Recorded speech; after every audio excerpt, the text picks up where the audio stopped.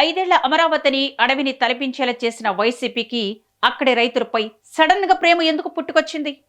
అసలు అమరావతిని నిలువునా ముంచేయాలని చూసిన వారే ఇప్పుడు సిఆర్డీఏ భూముల రక్షణ పేరుతో మళ్ళీ అదే అమరావతిలో అడుగు పెట్టడం వెనుక ఉన్న మొదలవేంటి?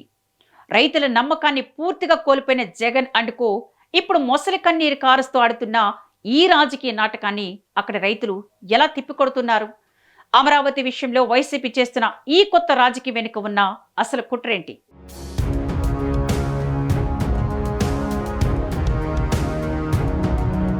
వైసీపీ అమరావతి విషయంలో ఎంత తగ్గితే అంత మేలు. ఎందుకంటే ఆ పార్టీకి అమరావతిపై మాట్లాడే అర్హత కూడా లేదంటున్నారు. అమరావతిని వ్యతిరేకించింది కాకుండా అక్కడి రైతుల ఉద్యమాన్ని ఉక్కుపాదంతో మోపాలని చూసింది గత జగన్ సర్కార్. అమరావతిని శ్మశానంతో పోల్చారు బొత్స లాంటి సీనియర్ నేత. ఇక అమరావతి రైతులు పోరాటం చేస్తే దానిని అడ్డుకునే ప్రయత్నంలో వైసీపీ చేసిన అతి అంతా ఇంతా కాదు. ఇప్పుడు అదే అమరావతి రైతులపై ప్రేమ ఉన్నట్టు మాట్లాడితే మాత్రం నమ్మే స్థితిలో అక్కడి రైతులు లేరు.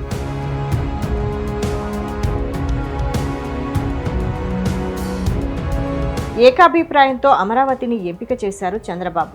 నిండు శాసనసభలో ఆహ్వానించారు జగన్. కానీ అధికారంలోకి వచ్చాక 3 రాజధానుల అంశాన్ని తెరపైకి తెచ్చారు.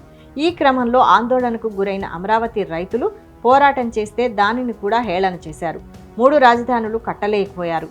అమరావతి రాజధానిని 5 ఏళ్ల పాటు పడుకోబెట్టారు. అడవిని తలపింపజేశారు. అయితే కూటమి వచ్చిన తర్వాత అమరావతికి కొత్త కళ వచ్చింది. రాజధాని నిర్మాణ పనులు శరవేగంగా జరుగుతున్నాయి. ఈ క్రమంలో భూ సమీకరణకు వైసీపీ అడ్డగించే ప్రయత్నం చేస్తోంది. ఇటీవల కొందరు రైతులను పిలిపించుకొని మాట్లాడారు జగన్. ఇప్పుడు సిఆర్డీఏ భూముల రక్షణ వేదిక పేరుతో వైసీపీ నేతలు అమరావతిలో అడుగుపెట్టారు. దీంతో అమరావతి రైతుల్లో ఆగ్రహం కట్టలు తెంచుకుంది.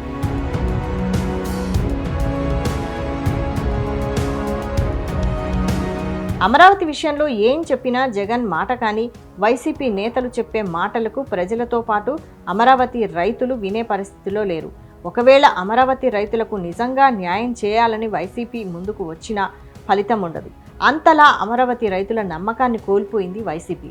మొన్నటికి మొన్న మావిగన అనే ప్రతిపాదన చేసి ఇప్పుడు సిఆర్డీఏ భూముల రక్షణ పేరుతో రాజకీయాలు మొదలు పెట్టడం ఏమిటని అమరావతి రైతులు ప్రశ్నిస్తున్నారు.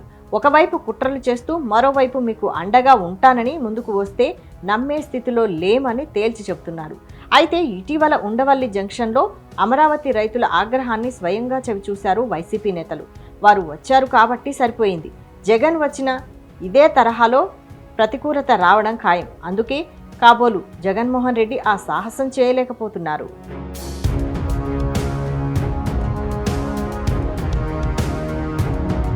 మొత్తంగా అమరావతి రైతులపై వైసీపీ ఆడుతున్న ఈ రక్షణ నాటకాలు ఏమాత్రం సరితూగవని రైతుల ఆవేదన స్పష్టం చేస్తోంది.